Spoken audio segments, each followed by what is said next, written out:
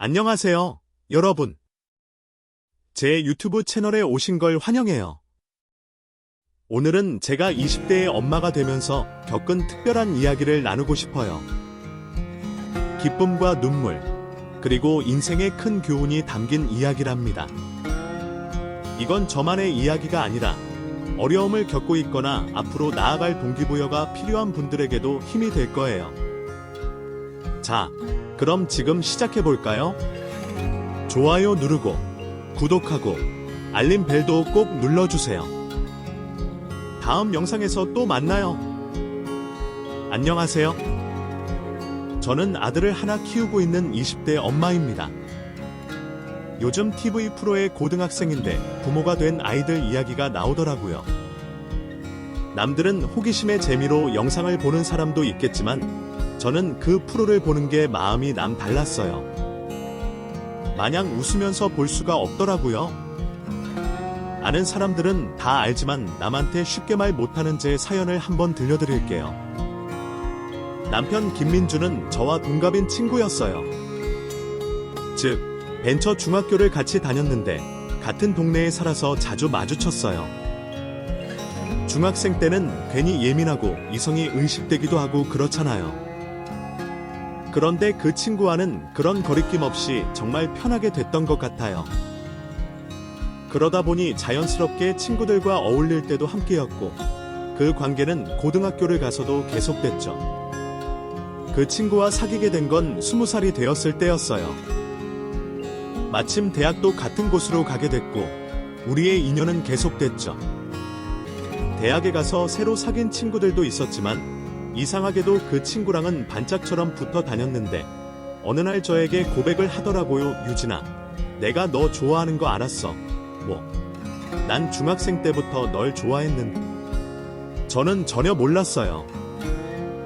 같이 있으면 재미있었고 또 마음이 통하는 친구였기에 그 외에도 저처럼 마음 맞는 친구라고 생각했거든요. 그런데 다른 감정이 있어서 제 주위에 있었다니 놀랄 수밖에 없었어요. 게다가 그 오랜 시간 동안 전혀 눈치를 채지 못했다는 것도 충격이었어요. 예상하지 못했던 고백에 당황한 저는 자연스럽게 행동을 못하겠더라고요. 그래서 거리를 좀 뒀는데 제 행동에 마음이 상했는지 한동안 연락이 안 오더라고요. 몇 년을 함께 다니던 친구였기에 그의 빈자리는 크게 다가왔고 혼자 지내는 시간이 생기자 저도 그 친구를 그냥 친구로만 본 게 아니라는 깨달음을 얻게 됐어요. 저는 제 마음을 알고 나서 늦을 새라 바로 알렸고 그렇게 저희 둘은 연인이 되었습니다. 그 친구를 단순히 친구로 볼 때와 애인으로 의식하고 볼 때는 느낌이 완전히 달랐어요. 서로에게 정말 중요한 사람이 된 것 같고 주위 친구들이 저희를 대하는 행동도 달라지더라고요. 마치 침실과 바늘처럼 어딜 가든 함께 다녔던 것 같아요. 그렇게 20살 때부터 시작된 저희의 인연은 그가 군대를 다녀오는 24살이 될 때까지 이어지게 됩니다. 저도 그렇게 오래 사귈 줄은 전혀 예상하지 못했어요. 게다가 5년의 연애 기간 동안 정말 우여곡절이 많았기에 저는 금방 헤어질 줄 알았거든요. 그 우여곡절이란 건 거의 남자친구의 철없는 행동으로 빚어진 일들이었어요. 언젠가 남자들의 정신연령이 여자보다 낮다는 말을 들었던 것 같은데 그래서인지 그 사람은 참 철없이 행동하는 일이 많았어요. 그 사람이 군대를 가기 전 대학교 2학년 때였어요. 사귀기 시작한 지 얼추 1년쯤 됐을 때 그 일이 있었죠. 너 어제 소개팅했어. 알았어. 나랑 열심히 사귀는 사이인 거 알고 있는 거야. 그럼 내가 바본 버젓이 사귀는 여자친구가 있는데 소개팅이라뇨. 아무리 혈기왕성한 20대라고 해도 되는 일인지 아닌지 분간할 수 있는 나이잖아요. 너 뭘 그리 잘했다고 이렇게 당당해. 아니, 유진아, 네가 오해하는 것 같은데 나는 그 자리가 소개팅인 줄 모르고 나간 거야. 친구들이 쪽 맞춘다고 속여서 데려간 거라니까. 자기는 한사코 모르고 갔다고 했지만 소개팅으로 시작한 자리가 2차, 3차까지 갈 동안 계속 같이 있었다는 게 문제인 걸 모르더군요. 소개팅 자리란 걸 알았으면 박차고 나왔어야 하는 거잖아. 좋다고 끝까지 같이 있는 건 무슨 경우야? 아니, 그런 거 아니라니까. 가자마자 여친이 있다고 했고, 그래도 괜찮다고 해서 그냥 같이 논 것 뿐이야. 그 사람은 끝까지 잘못한 게 없다고 우겼고, 거기에 실망한 저는 일주일이나 연락을 끊었어요. 전화를 안 받자 자기도 화가 났다며 연락을 안 하더니 일주일 만에 연락이 와서는 미안하다고 무릎을 꿇더라고요. 진짜 헤어질 결심으로 연락을 끊었지만 다 큰 남자가 눈물 콧물 빼면서 용서해 달라고 하니 또 모른 척할 수 없었어요. 다시는 제가 오해할 일을 만들지 않겠다는 다짐을 받고 연애는 계속됐지만 결혼 전까지 정말 갖은 일들이 있었어요. 친구가 너무 좋아서 제 몰래 나가서 술 마시고 PC방에서 하룻밤 새우며 게임을 한다고 며칠간 연락이 안 되기도 하고, 심지어 군대 갔을 때는 휴가를 나온 걸 저한테 비밀로 하고 친구들이랑 여행을 가기도 했어요. 이런저런 속상한 일들이 많았는데도 사귀는 시간이 길어서 미운정 고운정 다 들어버린 저는 차마 그 사람과 헤어질 수 없었어요. 쓸데없이 정이 많아서 그 사람에게 질질 끌려다닌 거죠. 그렇게 아슬아슬한 인연이 계속되던 중에 저는 대학교 4학년 졸업반이 됐고, 그 사람은 군대 제대를 앞두고 있었어요. 지난 휴가 때 제 몰래 나와서 친구들이랑 놀다가 들어간 게 들킨 그 사람은 말년 휴가는 통틀어서 저랑 많이 있게 해주면서 제가 하고 싶은 걸 다 해준다고 하더군요. 바닷가 근처 펜션도 예약했다면서 기분 전환 삼아 다녀오자고 정말 신경 써서 준비를 하더라고요. 오랜만에 여행이라 저도 들떠서 휴가를 같이 다녀왔고, 제대를 앞둔 그 사람에게 휩쓸려 저도 들떠 있었어요. 그런데 이게 웬일인지 그 휴가를 다녀오고 나서 저는 덜컥 임신을 하고 맙니다. 남자친구는 이제 군대를 제대했고 취업을 하려면 대학 졸업이 우선인데 덜컥 임신이 먼저 되어버렸으니 걱정이 이만저만 아니더라고요. 게다가 결혼도 안 한 상황이라 저의 불안한 시간이 갈수록 점점 커져버렸어요. 이제 막 군대를 전역한 그 사람에게 사실대로 말할 수가 없더라고요. 게다가 남편 없이 어린 딸만 바라보며 살아오신 엄마한테도 쉽사리 말을 할 수가 없었어요. 혼자서 전전긍긍하며 스트레스는 최고조가 되어버렸고 결국 학교에서 쓰러져 버렸어요. 함께 있던 친구들 덕분에 병원으로 옮겨진 후 겨우 정신이 들어 눈을 떠보니 그 사람이 걱정스러운 눈으로 저를 쳐다보고 있더라고요. 왜 말 안 했어? 임신 말이야. 병원에서 제가 임신한 걸 들은 모양이었어요. 차마 말을 못해서 전전긍긍하고 있었던 저는 그제야 눈물이 터져버렸고, 그 사람은 저를 달래주며 제 손을 꼭 잡아줬어요. 걱정하지 마. 나 아이랑 널 지킬 거야. 우리 결혼하자. 그 사람은 그동안 제 속을 썩였던 행동과는 다르게 믿음직스럽게 말을 해주었고, 눈물을 쏟으면서 저는 고개를 끄덕였어요. 그 사람도 준비되지 않은 상황이 두려웠을 텐데 그렇게 말을 해주니 정말 고마웠어요. 그동안 이 사람 때문에 정말 속상한 일이 많았거든요. 서운한 마음이 가슴속에 쌓여 있었는데 결혼하자는 그 한마디에 모두 날아가는 것 같았죠. 솔직히 23살, 준비된 것 하나 없이 부모가 된다는 결심이 어찌 보면 무모해 보이잖아요. 그렇다 할지라도 저는 아이를 포기할 수 없었기에 그 사람의 말을 믿고 따랐어요. 저희는 아이가 생긴 걸 양가에 알렸어요. 딸을 가진 저희 엄마는 제 얘기를 듣자 너무 놀라 하시더군요. 아버지가 일찍 돌아가시고 혼자서 생계를 책임진 엄마께 왠지 죄송했어요. 다른 애들처럼 순순히 사회생활도 하고 그러다가 결혼해서 아이가 생겼다면 정말 마음 편히 기뻐해 주셨을 텐데 엄마는 아이가 생겼다는 기쁨 대신에 얼굴에 걱정이 가득하시더라고요. 엄마, 죄송해요. 나도 이렇게 될 줄은 꿈에도 몰랐는데. 근데 걱정하지 마요. 민준이가 저랑 결혼할 거예요. 우리 결혼할 거예요. 엄마가 걱정하실까봐 급하게 말을 쏟아낸 저는 엄마의 표정을 보고 그만 울음이 터졌어요. 말문이 막힌 듯 놀란 표정이신 엄마. 그런 엄마 얼굴을 보는데 너무나 죄송했어요. 엄마한테 자랑스러운 딸이 되어 드리고 싶었는데 어쩌다 보니 혼전 임신으로 걱정만 드린 것 같았거든요. 너 몸은 괜찮은 것? 병원은 다녀왔어. 엄마는 놀란 마음을 내색하지 않으시고 제 몸이 어떤지부터 확인하셨어요. 임신 테스트기로 임신을 확인하고 놀라서 병원도 찾지 않았기에 아무 말도 않고 있으니 엄마는 바로 제 손을 이끌고 병원으로 향하셨어요. 축하드립니다. 임신 6주 되셨네요. 아기 심장 소리 들려드릴게요. 의사 선생님은 임신 사실을 확인해 주시고 아기 심장 소리를 들려주셨어요. 초음파를 하면서 아기 모습은 보이지도 않는데 그 속에서 심장 소리가 난다고 하니 어찌나 신기하던지 저는 엄마와 손을 꼭 잡고 뱃속의 아이가 들려주는 소리를 들었어요. 저와 엄마에게 마치 자신이 있다는 걸 알리기라도 하듯이 세차게 뛰는 소리에 저도 모르게 눈물이 났어요. 감격에 젖어 엄마를 쳐다보니 엄마도 역시 눈물이 글썽이고 계시더라고요. 기특한 것. 잘 크고 있네. 엄마는 제 손을 꼭 잡으시면서 웃어주셨어요. 그 모습에 안도가 되어서 저는 또 울음을 터뜨렸어요. 차마 저를 야단치지 못하고 속으로 삼키시는 엄마. 얼마나 속상하시겠어요.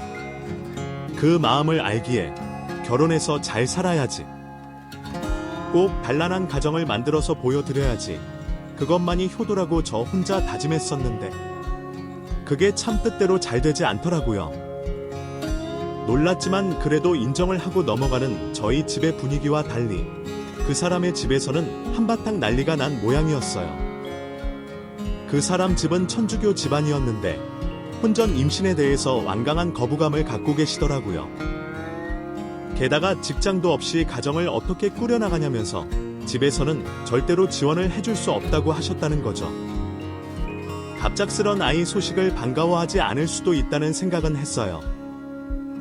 그 사람 나이도 어렸고 학교 졸업도 하지 않은 상황이라 앞길이 구말리 같은 아들 발목을 잡는다는 생각이 드셨겠죠. 하지만 아이를 임신한 당사자인 저로서는 그 반응이 너무나 서운하고 또 슬펐어요. 그 사람은 저를 달랜다고 끝까지 걱정 말라는 말을 해줬지만 그 말만으로 제 불안감을 잠재우기는 부족했어요. 그리고 그 불안감에 기름을 부은 일도 생겼어요. 학교로 그 사람의 어머니가 찾아오신 거죠.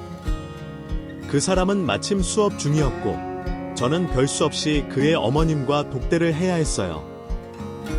어머님의 단호한 표정을 보니 어떤 말인지 예상이 되더군요. 웃기는 얘기 안 하겠다. 나는 지금 우리 민준이를 참견할 생각 없다. 내가 할머니 될 생각도 없고. 본론을 바로 꺼내시는 통에 얼어붙은 저는 아무 말도 할 수가 없었어요. 말없이 앉아있는 저에게 어머님은 정말 무서운 말씀을 하시더라고요. 힘들겠지만 병원 가는 게 낫다. 내가 병원을 알아보고 병원비도 우리 쪽에서 낼 테니까 너는 따라가기만 하면 돼. 어머님, 무슨 말씀이세요? 그럼 어쩔 거니? 이미 생긴 아이를 우리는 원하지 않는다고 얘기했잖아. 분명히. 어떻게 그런 무서운 말을 할 수 있는지 그 자리에 계속 앉아 있을 수가 없었어요. 제 아이예요. 그러니까 신경 꺼주세요. 눈물이 그냥 났어요. 그렇게 서러울 수가 없더라고요. 저는 그 자리를 박차고 나왔고 뒤에서 저를 부르는 소리가 들렸지만 돌아보지 않았어요. 너무나 서러워서 집에 돌아와 계속 울었습니다. 아이가 무슨 잘못이라고 이 아이에게 그런 모진 소리를 하시는지, 사는데 순서가 그리 중요한 건지, 어차피 인생에서 한두 번은 아이를 낳고 키울 텐데 나랑 그 사람이 결혼을 해서 산다는데 왜 그걸 그대로 인정해 주시지 않는 건지 너무나 화가 났어요. 애지중지 키운 딸이 밖에서 그런 소리나 듣고 다니는 걸 엄마가 아시면 얼마나 속상하시겠어요 싶어. 그것도 죄송하고 애초에 이 남자와 사귄 것부터 잘못인 것 같아서 그것도 죄송하고 혼자 별의별 생각이 다 들더라고요. 그런 와중에 연락이 안 돼서 걱정이 된 그 사람이 집으로 찾아왔어요. 저는 그 사람 어머니가 한 말을 모두 다 전했어요. 그리고 소리쳤죠. 너도 같은 생각이야. 그런 거야. 너도 우리 아이 원하지 않는 거야. 그게 무슨 소리야, 유진아. 나 이 아이 포기 못해. 그러니까 마음 없으면 너도 가. 나 혼자 키울 거야. 그 사람은 자기가 미안하다며 몇 번이나 사과를 했어요. 그러면서 자기는 죽어도 저와 아이를 지킬 거라며 만약 그게 안 된다면 자기 집과 인연을 끊겠다고 하더군요. 자기를 믿어달라고 몇 번이나 말을 했지만 믿을 수가 없었어요. 그런 저를 보면서 결판을 내고 오겠다면서 가버렸죠. 그리고 그날 저녁에 그는 저를 다시 찾아왔습니다. 커다란 트렁크를 끌고요. 그렇게 저희는 같이 살게 됐어요. 아이를 반대하는 집이랑 인연을 끊고 온 그 사람을 보면서 한숨을 쉬던 엄마께 부탁을 드렸어요. 마지못해 엄마가 빌려준 보증금으로 월세 원룸을 하나 얻어 결혼식도 올리지 않고 신혼생활을 시작했어요. 저도 그 사람도 학교에 휴학을 냈고 졸업을 당분간 미뤘어요. 남들 시선에 저희의 선택이 철딱선이 없는 행동으로 보일 수도 있어요. 하지만 저는 아이를 포기할 수 없었어요. 그렇게 해서라도 제 뱃속에 있는 생명을 지키고 싶었습니다. 그게 옳다고 생각했어요. 아이가 무슨 잘못이라고 이 아이에게 그런 모진 소리를 하시는지, 사는데 순서가 그리 중요한 건지, 어차피 인생에서 한두 번은 아이를 낳고 키울 텐데 나랑 그 사람이 결혼을 해서 산다는데 왜 그걸 그대로 인정해 주시지 않는 건지 너무나 화가 났어요.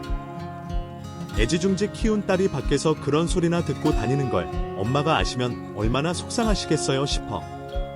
그것도 죄송하고 애초에 이 남자와 사귄 것부터 잘못인 것 같아서 그것도 죄송하고 혼자 별의별 생각이 다 들더라고요. 그런 와중에 연락이 안 돼서 걱정이 된 그 사람이 집으로 찾아왔어요. 저는 그 사람 어머니가 한 말을 모두 다 전했어요.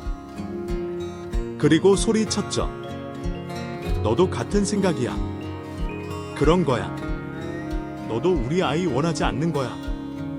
그게 무슨 소리야, 유진아. 나 이 아이 포기 못해. 그러니까 마음 없으면 너도 가. 나 혼자 키울 거야. 그 사람은 자기가 미안하다며 몇 번이나 사과를 했어요. 그러면서 자기는 죽어도 저와 아이를 지킬 거라며 만약 그게 안 된다면 자기 집과 인연을 끊겠다고 하더군요.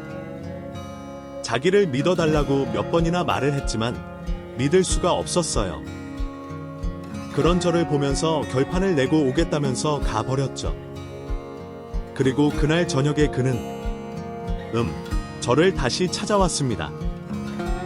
커다란 트렁크를 끌고요. 그렇게 저희는 같이 살게 됐어요. 아이를 반대하는 집이랑 인연을 끊고 온 그 사람을 보면서 한숨을 쉬던 엄마께 부탁을 드렸어요. 마지못해 엄마가 빌려준 보증금으로 월세 원룸을 하나 얻어 결혼식도 올리지 않고 신혼생활을 시작했어요. 저도 그 사람도 학교에 휴학을 냈고 졸업을 당분간 미뤘어요. 남들 시선에 저희의 선택이 철딱선이 없는 행동으로 보일 수도 있어요. 하지만 저는 아이를 포기할 수 없었어요. 그렇게 해서라도 제 뱃속에 있는 생명을 지키고 싶었습니다. 그게 옳다고 생각했어요. 그 사람은 학교를 휴학하고 급한 대로 알바를 구해서 일을 했어요. 호프집 알바, 배달 알바, 대리운전 등 자리가 생기는 대로 일을 했죠. 나이가 어려서인지 일자리는 쉽게 생겼지만 알바를 처음 해보는 그 사람은 일이 정말 힘들다고 했어요. 일 자체가 힘든 것보다는 손님이나 사장들의 갑질을 힘들어했죠. 진짜 알바라고 너무 만만하게 보는 거 아니야? 왜? 오늘 또 무슨 일이 있었어? 아니, 손님이랑 싸웠는데. 사정이 어려운 거야. 시장에서 10년을 한자리에서 반찬 가게를 운영하시는 엄마는 한 달에 딱 2번만 쉬셨는데 오랜만에 쉬는 날인데도 저희 때문에 푹 쉴 수가 없었어요. 한 번은 저녁을 먹고 안방에 들어가 보니 아들의 젖을 씻으시던 엄마가 허리에 파스를 붙이고 계시더라고요. 엄마, 내가 해줄게요. 나한테 붙여달라고 하면 되지. 그걸 혼자 하고 있어. 허리에 붙이는 건데 뭐. 나 혼자 할 수 있어. 이리 줘. 이게 목걸이 어렵다고. 엄마의 허리에 파스를 붙이려고 옷을 걷어드리는데 허리 군데군데가 아주 엉망이었어요. 한의원에서 부항을 떴는지 온통 시커먼 멍이 들어있더라고요. 힘든 가게 일을 하면서 새벽에 계단 청소일도 시작하신 엄마한테 집만 되는 것 같아서 눈물이 그냥. 우는 거 들키기 싫어서 숨을 참는데 엄마는 또 어찌 눈치를 채시는지. 왜 울어? 울지 마. 아시면서 제 손을 가만히 잡아주셨어요.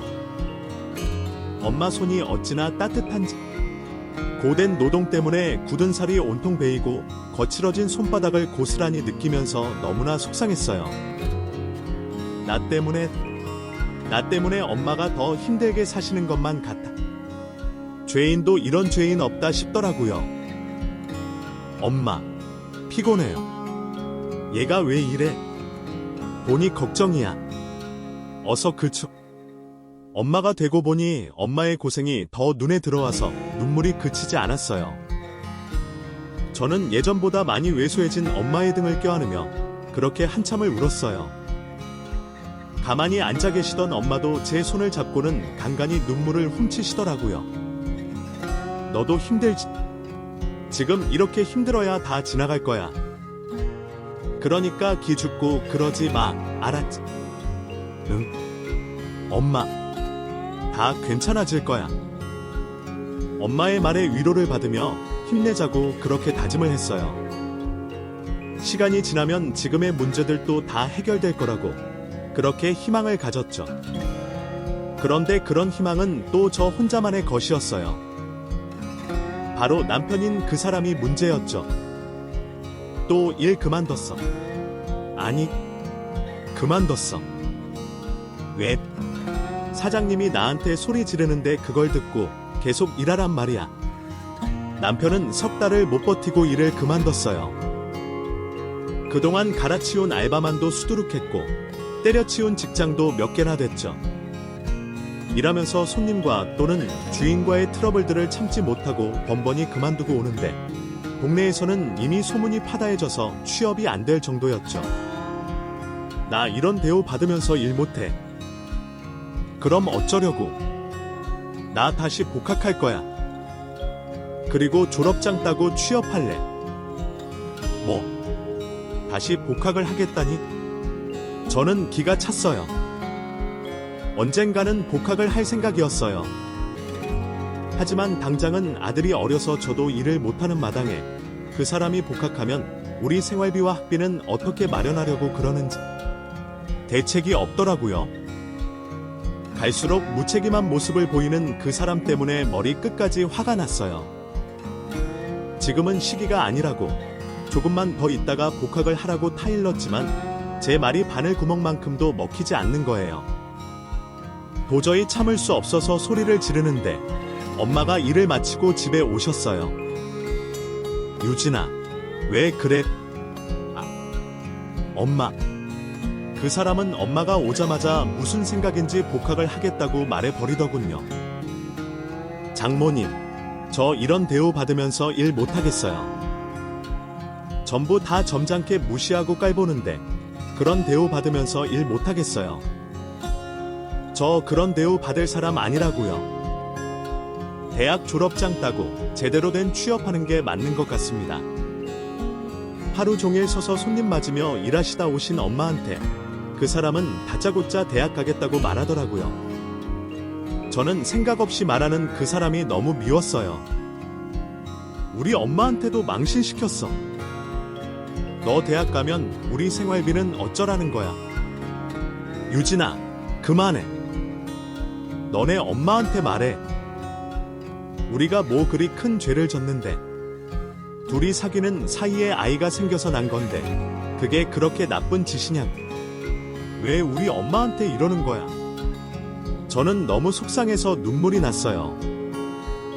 억울하고 원망스럽고 온갖 속상한 마음이 다 들었죠. 엄마는 우는 저를 달래주셨고 그 사람은 저를 본 채 만취하고는 불만이 가득한 표정으로 앉아 있었어요. 하루도 조용한 날이 없이 시끄러운 집안 분위기에 엄마도 지쳐 계셨어요. 가만히 생각에 잠기신 엄마는 그 사람을 조금 더 조용히 타일러 주셨어요. 그래, 아무래도 졸업장이 있으면 벌이도 훨씬 좋겠지? 근데 지금 상황이 이러니까 조금 더 고민해보자. 그날 이후 엄마와 저는 한숨을 늘어졌고 일을 그만둔 그 사람만 팔자 늘어지게 쉬었어요. 자기가 가장인데도 엄마한테 모든 걸 떠넘기고는 고민하는 내색도 없이 먹고 자고 팔자 좋게 지내더라고요. 아이는 점점 커가는데 아빠라는 사람은 갈수록 철이 없어지니 제 속만 타들어 가고 있었어요. 갈수록 그 사람이 미웠어요. 하는 짓이 밉다 보니 숨 쉬는 꼴도 미워질 정도였죠. 제 속은 그러거나 말거나 논팽이처럼 지내는 날이 보름을 넘어가자 엄마는 결심했다는 듯 말을 꺼내셨어요. 자, 내가 대학 졸업장을 따고 싶다니 그렇게 하도록 해. 엄마가 학비도 생활비도 알아보도록 할게. 우리 형편에 조금이라도 도움이 될 일 알아보자. 하다가 모자라는 건 내가 도와줄 테니까. 장모님, 고맙습니다. 엄마가 학비와 생활비까지 책임진다는 말에 저는 또 한 번 가슴이 답답해졌어요. 엄마한테 그렇게 미안할 수가 없더라고요. 하지만 제가 손을 쓸 수가 없는 상황이니 이러지도 못하고 저러지도 못하고 하라는 대로 따를 수밖에 없었어요. 대신 그 사람에게 단단히 일러뒀죠. 엄마 골병 들면서까지 일하시니까 제대로 해야 한다고요. 아이가 첫돌이 될 즈음 그 사람은 다시 복학을 했어요. 집에서 하루 종일 아이를 보느라 외출을 못하는 저와 달리 학교에 간다고 멋부리고 나가는 뒷모습을 보는데 그렇게 속이 쓰렸어요. 만약에 몇 년 전으로 시간을 되돌릴 수만 있다면 절대로 그 말년 휴가에 같이 여행을 안 갈 텐데 하는 생각을 하면서요. 쑥쑥 자라는 아들을 보면 그렇게도 사랑스럽고 행복하지만 마음 한켠에 서글픈 생각도 있었거든요. 아들 보느라 마음대로 외출을 할 수도 없었고 뒤돌아서면 먹이고 입히고 한다고 저를 돌볼 시간도 없었어요. 다 늘어난 티셔츠 바람에 화장을 한지 언제인지도 생각이 안 날 정도니 제가 자꾸만 초라하게 느껴졌어요. 울적해하는 게 티가 났던지 엄마는 저를 위로해 주셨어요.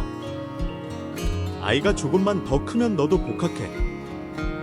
본이 어린이집에 보낼 정도만 되면 내가 봐줄 테니까?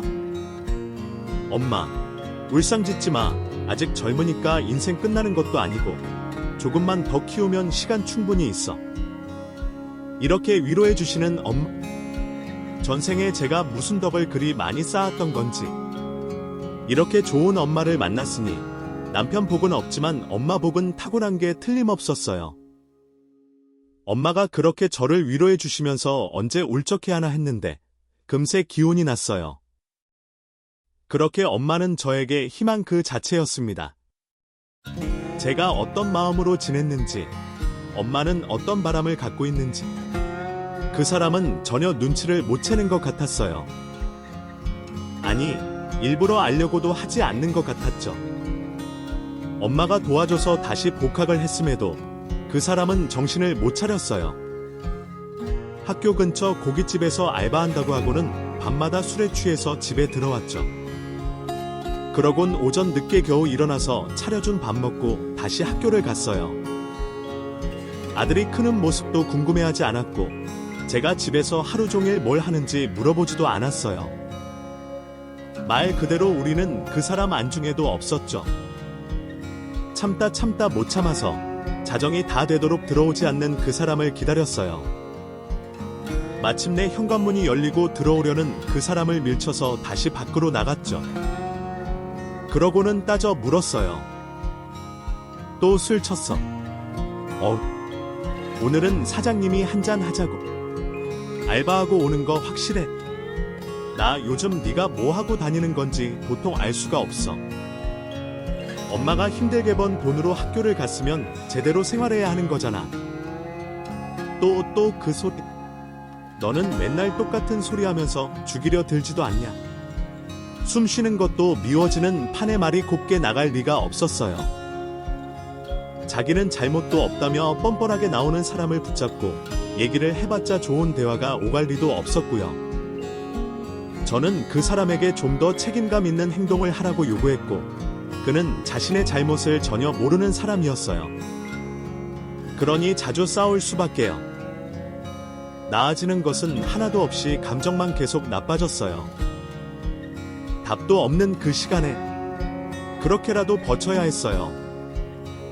졸업하고 좋은 직장에 취업하는 것만이 이 상황을 벗어나는 방법이었으니까요. 시간은 어찌 흘러 마침내 그 사람이 학교 졸업을 하게 됐어요. 그렇게도 기다렸던 졸업이었는데 어찌된 일인지 취업이 안 되는 거였죠. 2학기부터 계속 면접을 보러 다녔지만 같이 일하자고 하는 회사가 없었어요. 집에서 좋은 결과만을 기다리고 있던 저로서는 답답해서 미칠 노릇이었죠. 그런지 속을 아는지 모르는지 그 사람은 태평하기만 했고 저희는 하루가 멀다 하고 싸웠어요. 감정이 격해질 때면 옆에서 아이가 울고 있어도 싸움은 끝나지 않았죠. 저희 가족은 그렇게 점점 썩어가고 있었어요.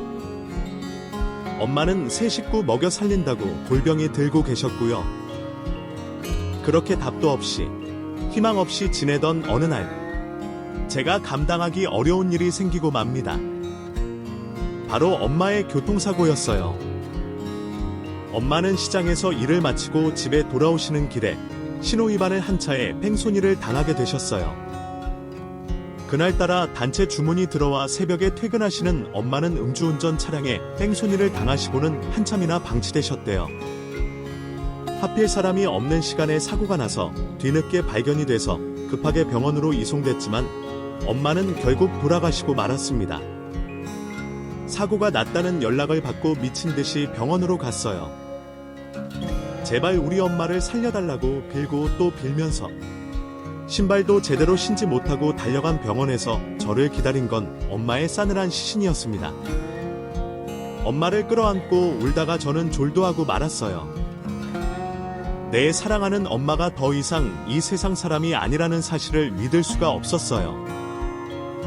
내 하나뿐인 엄마가, 나의 전부인 엄마가 돌아가셨다는 이 사실을 제가 인정하든 안 하든 엄마의 장례식은 꾸려졌어요. 몇 년 동안 연락 없이 지내던 친척들이 찾아오고 그날은 그 사람의 부모님도 찾아오셨더군요. 하나같이 제 손을 붙잡고 힘내라며 위로했지만 제 귀에는 그 모든 말들이 허전하게 느껴졌어요. 영혼이 나간 사람처럼 넋을 놓고 있었죠. 엄마의 60년 인생은 제대로 유언조차 남기지 못하고 그렇게 끝이 났어요. 평생 고생만 하다가 제대로 사랑을 받지도 못하고 못난 딸 뒷바라지에 골병만 된 채 그리 허망하게 가신 거죠. 하필 사람이 없는 시간에 사고가 나서 뒤늦게 발견이 돼서 급하게 병원으로 이송됐지만 엄마는 결국 돌아가시고 말았습니다. 사고가 났다는 연락을 받고 미친 듯이 병원으로 갔어요. 제발 우리 엄마를 살려달라고 빌고 또 빌면서 신발도 제대로 신지 못하고 달려간 병원에서 저를 기다린 건 엄마의 싸늘한 시신이었습니다. 엄마를 끌어안고 울다가 저는 졸도하고 말았어요. 내 사랑하는 엄마가 더 이상 이 세상 사람이 아니라는 사실을 믿을 수가 없었어요. 내 하나뿐인 엄마가, 나의 전부인 엄마가 돌아가셨다는 이 사실을 제가 인정하든 안 하든 엄마의 장례식은 꾸려졌어요. 몇 년 동안 연락 없이 지내던 친척들이 찾아오고 그날은 그 사람의 부모님도 찾아오셨더군요. 하나같이 제 손을 붙잡고 힘내라며 위로했지만 제 귀에는 그 모든 말들이 허전하게 느껴졌어요. 영혼이 나간 사람처럼 넋을 놓고 있었죠. 엄마의 60년 인생은 제대로 유언조차 남기지 못하고 그렇게 끝이 났어요. 평생 고생만 하다가 제대로 사랑을 받지도 못하고 못난 딸 뒷바라지에 골병만 된 채 그리 허망하게 가신 거죠. 준비되지 않은 나이에 덜컥 부모가 돼 힘든 일도 많았어요.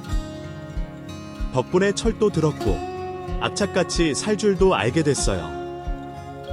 결과적으로 잘 됐지만 과정이 너무 힘들었어요.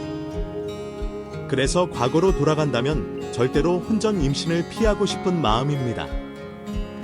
저의 이야기는 여기까지예요. 들어주셔서 감사합니다.